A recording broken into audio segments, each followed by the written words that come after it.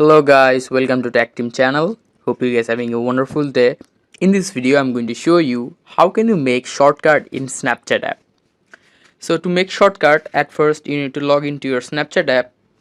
So after logging in, just launch Snapchat app. Now in the Snapchat app, click the bottom second icon, the chat icon. Now in the chat icon, here you can see there are four options here, all, unread, groups and new with a plus icon. Click on it. And after clicking it, here you can see new shortcut in the bottom. Click on it. Now in the top here you can see choose emoji. Just click on it and choose the emoji. And after choosing a emoji, just select the persons for the shortcut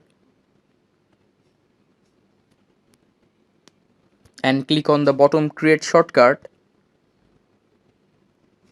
And here you can see the shortcut is created, which is right here. So guys, that's how you can make shortcut in Snapchat. Hope you find this video helpful. If you find this video helpful, then give a thumbs up and don't forget to subscribe the channel. Thank you so much for watching the video.